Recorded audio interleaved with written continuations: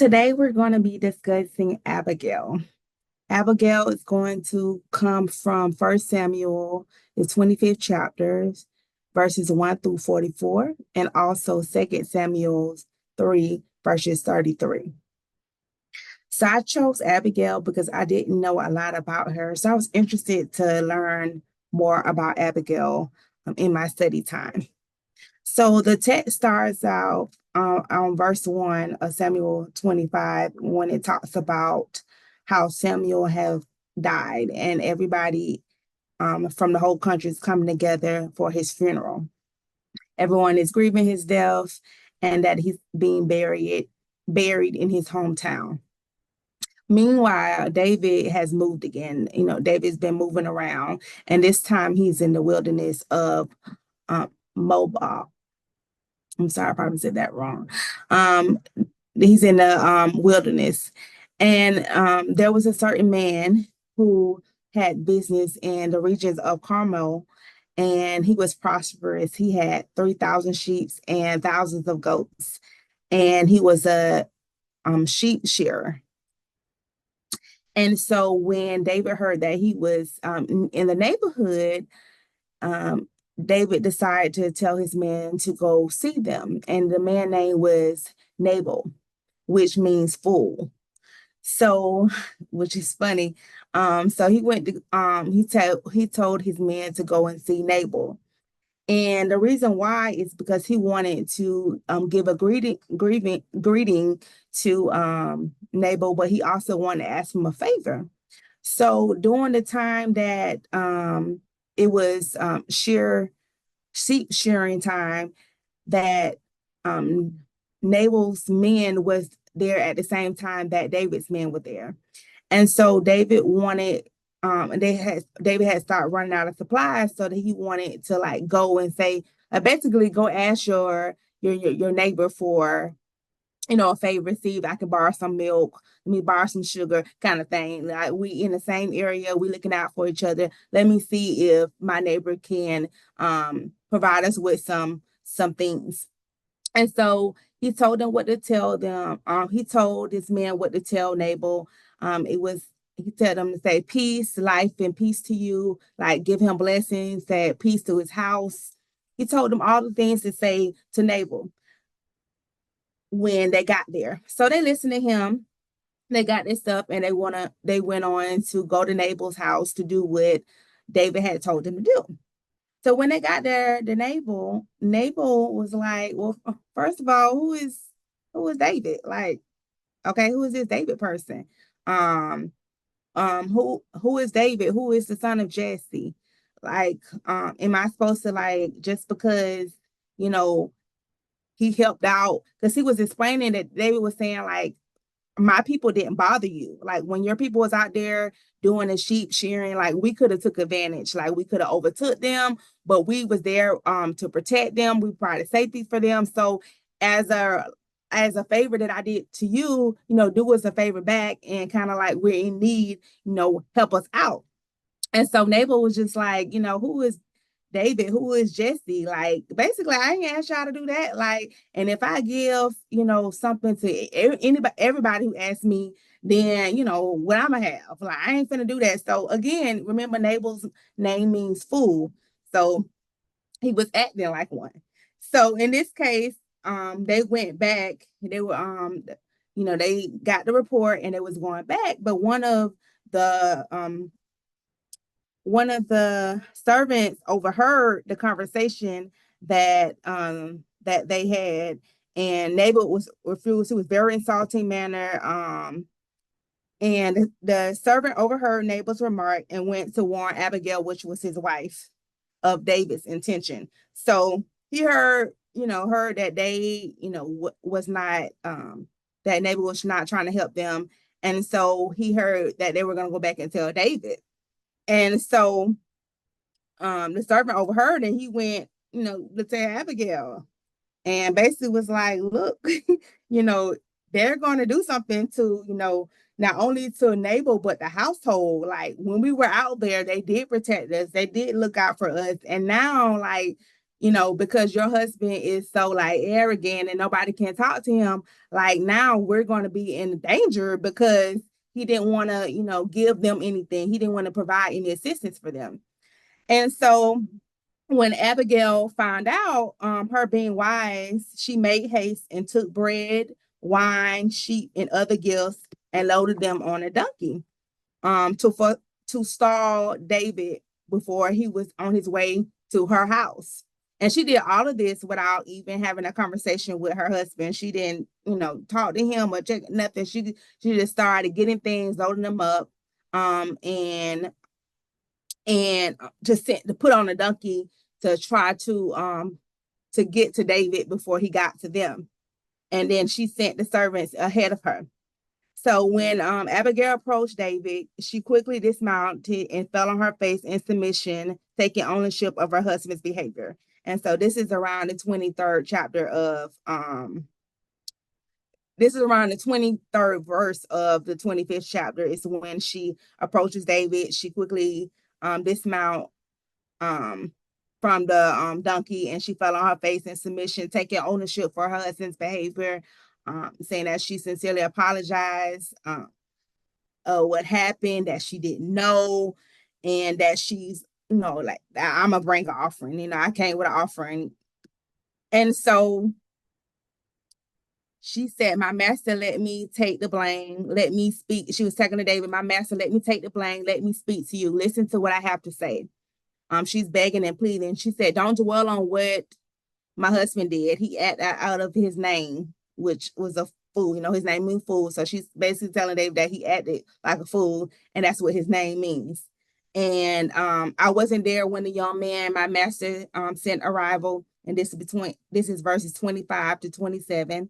I didn't see them. And now, my master, as God lives, as you live, God has kept you from avenging murder, and may your enemies and all who seek my master's harm end up like Nabal. Now take this gift that I, your servant girl, has brought to my master and give it to the young men who follow in the steps of my master. So basically, she was saying that my husband did something foolish, but because, I was able to like come to you, before you got to our household, please take this gift that I have received. Please take this offering that I give to you and, call it, even like forgive us. I didn't know that the conversation was had, and, my husband is foolish. So basically, she's speaking on his behalf. She's advocating for her husband and the household, because they probably was going to come and kill all the servants, everybody that was connected to Nabal, I'm sure would have been killed. And so she's, advocating on everybody else's behalf in order to, save them, regardless of how her husband has act. And so, of course, David was, he was pleased with how her response was. And so what he did is he asked her to forgive her. He asked her to forgive him for wanting to like take, things in his own hand. He said, forgive my presumption. This is in verse 28 to 29. Forgive my presumption, but God is at work in my master, developing a rule solid and dependable. My master fights God's battle, and as long as you live, no evil will stick to you. If anyone stands in your way, if anyone tries to get you out of the way, know this: your God honors life and is tightly bonded in the bundle of God protected life. But the lies of your enemies will be hurled aside as a stone is thrown from a sling. So basically, he was saying that the Lord was going to honor her, that he was going to cover her, but her enemies was not going to have the same, fate that she was having, because the Lord was going to he's going to honor her, but the lives of her enemies will be hurled aside as a stone and thrown from a sling. So, the protection was there for her. And so then it goes into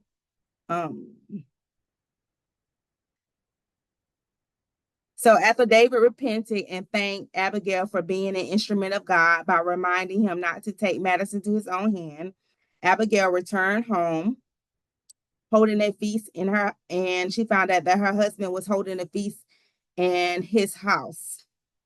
Like he was a king. He was drunk.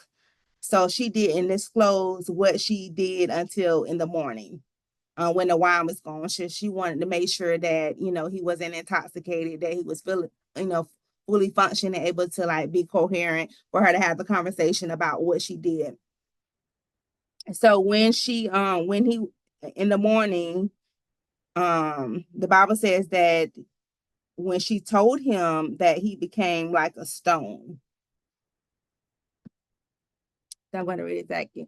And so it says in verses 36 through 38, it says, when Abigail got home, she found Nabal presiding over a huge blanket. He was high in spirits and very, very drunk. So she didn't tell him anything of what she done until morning. But in the morning, after he had sobered up, she told him the whole story. Right then and there, he had a heart attack and fell into a coma. About 10 days later, God finished him off and he died. So this is the Message version. It says that he fell in a coma, that he had a heart attack and fell in a coma. And the NIV talks about how he became like a stone. And it goes on to say, when David heard that Nabal was dead, he said, blessed be God who has stood up for me against Nabal's insults and kept me from an evil act and let Nabal's evil boomerang back on him. So David was blessing God for basically, taking care of his enemies and not allowing him to take matters into his own hand, that God basically fought his battles for him so he didn't have to. So he was praising God that he did that for him. And so, you know, basically David rejoiced, and then he sent for Abigail. Um, he sent for her to tell her that he wanted her to be his wife. And so David's servants went to Abigail with the message. Said David sent us to bring you to marry him. And she basically got up, she bowed down on face to the ground, saying, I'm your servant. And she was ready to do anything that he wanted. Um, and she was saying, I even washed the feet of my master's servants. And so Abigail didn't linger. She got on the donkey with her 5 maids in attendance and went with a messenger to David and became his wife. And then later on, her and David had a child. And it talks about it in 2 Samuel 3:33. They had a son, and it was his second born son that him and Abigail had together. So we learned a lot from Abigail in this story. She was a wise woman who had a rich husband, which I found that was very interesting. The Bible didn't say that she was rich; it said that her husband was rich, and so that was very, very interesting. She was a woman of good understanding. The Bible talks about how she was beautiful in appearance, and that she was very smart, and she was an advocate. She was willing to put herself out there, willing to take chances in order to save her households, even if it meant going against her own husband.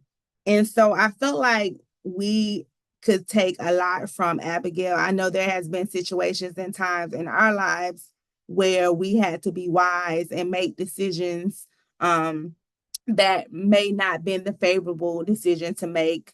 Someone else might have thought that, you might should do this, go this way, but then you have to think about what's best for everybody else. And you might have to, run interference, be an advocate, stand up, say something, have a different opinion than everybody else. And I feel like we as women go through that a lot, that we sometimes have to be an advocate, for our husbands, for our children, for our family members. And so I felt like we can see ourselves a lot in Abigail in this story. And I feel like we can learn a lot from Abigail. So the thing that we have to understand is Abigail's character. Abigail has wisdom and discernment, which influenced the outcome in this story. She was very discerning and she had wisdom. And I even say that something about her made the servant comfortable enough to like go and tell her. It's like he knew, like, I need to tell her what's going on because he knew that even like that her husband was a fool, that she wasn't. So it's something about her character that he's seeing like, that she can make a difference, that she can change the outcome.